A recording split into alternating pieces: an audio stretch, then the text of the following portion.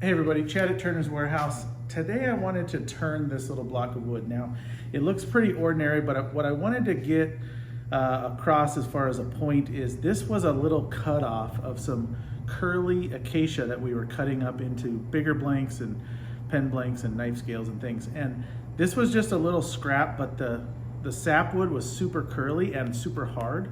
So I think I can turn it. And it's kind of an experimental video because we're going to turn it and I'm going to dye it, because a lot of times dye looks really cool in curly wood. So that's what we're going to do. So let's turn this sucker. So I'm going to use a set of TBC bushings for a monarch.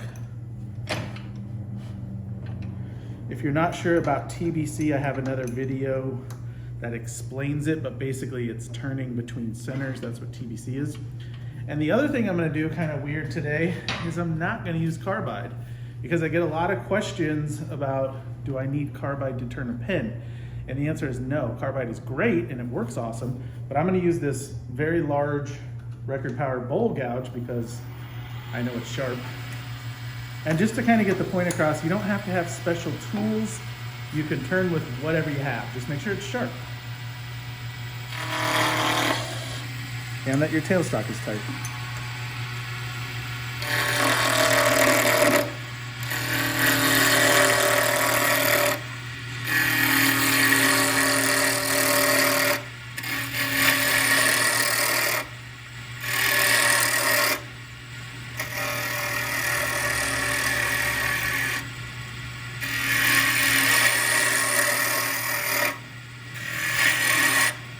Any more speed.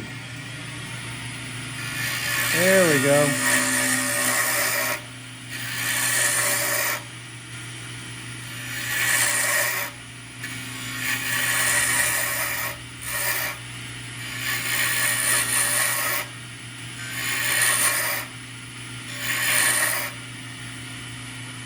Now I'm stopping a little early and I want to show you something, because if you're not sure how something will come out, you can kind of test the waters. Now this thing, I left this pretty rough, and it's probably because it's sapwood. Let me try with the carbide to see if it is the sapwood, or if I can actually get it a little smoother. Yeah, it feels pretty rough.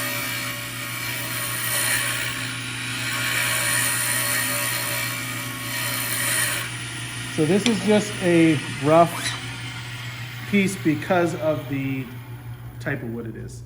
It's curly sapwood. That helped a little bit, but not a lot. So what I want to do is I'm going to sand this. I'm going to start by sanding this a little lower because this is rough. Now, one other thing is, the reason I stopped short of the bushings is I'm going to try to dye this. And if I don't like it, I can just take the surface off. So I am doubling the work for myself because I still need to turn it down if this works, but it's kind of a way to test it without doing it at the end, because the dye is very surface. So let's get this on. This might be dusty. And I don't have to do a great job, but won't too fast.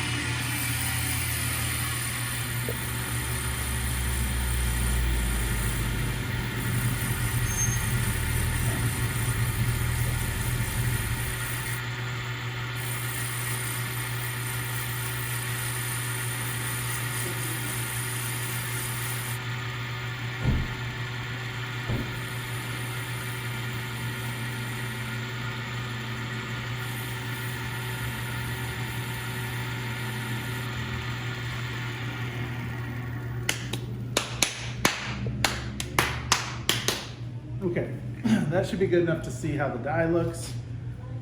And you can see it actually looks pretty cool. You can see the curl, that's the dark lines in it. And that will at least give us an idea of what this could look like.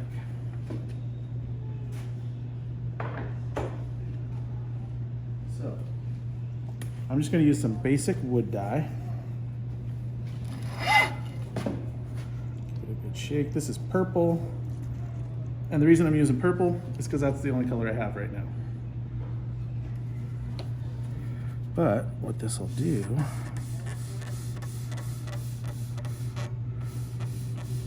well, that is dark, way darker than I expected. Looks kind of cool though, it fills in the lines. So we'll do that, let that sit a sec. Oh man, I should have worn gloves. Even with 2 layers, it snuck through and purplified my hand. Okay, let's see. Might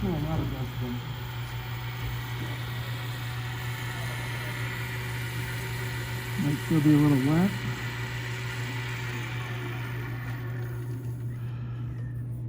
Oh, yeah, a little more sanding.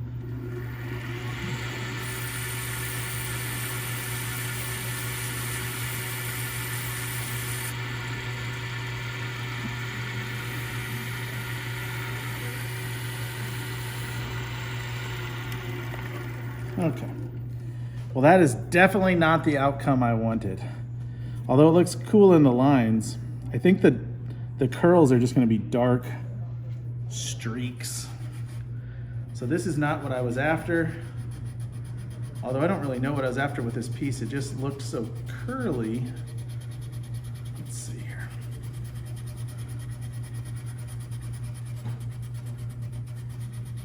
I was hoping that the purple would get down in the grain and then it would have the white on top, which it kind of did, but kind of not.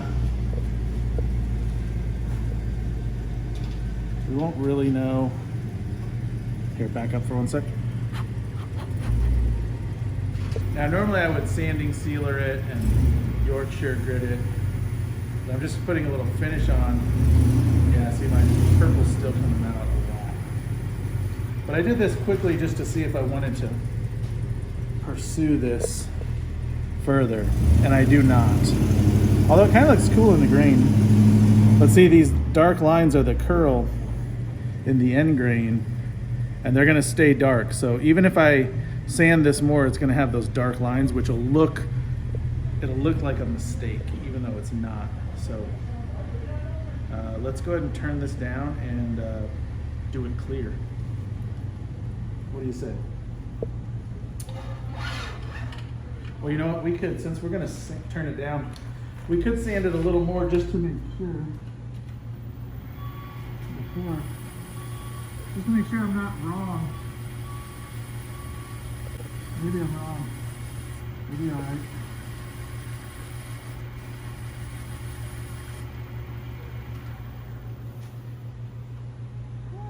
Yeah, they're less, but they're still there. They're pretty dark. But you see how you get a really cool look in the wood. Oh, it's kind of cool. All right, we're gonna turn it down. We're going clear.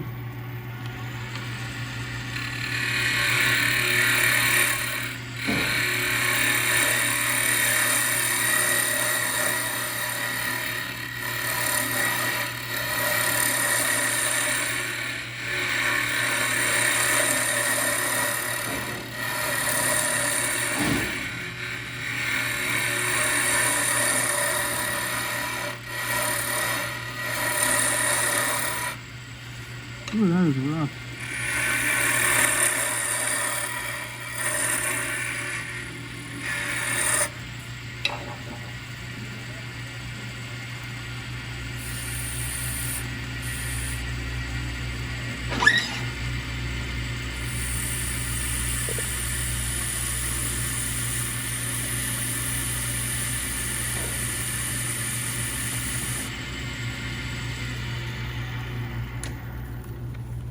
Hopefully I got all the purple out of there. Looks like it. So, gotta play with it. All right, now this thing is looking pretty ugly. So I'm gonna get this sanded down a lot.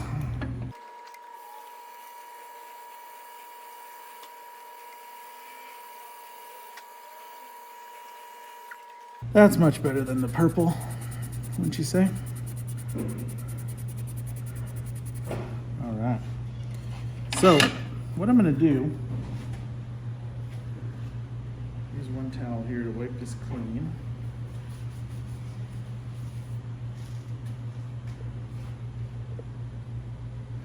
gonna do some sanding sealer. This is my typical finish for most things. Sanding sealer first, and this will seal the grain. Kind of give you a preview here of what it's gonna look like. And it doesn't take a lot. I'm in Arizona, dries pretty quick, but I'm just kind of coating it to make sure I get it in all the spots. So I'm gonna let that sit for just a sec. I can put this away while I'm waiting.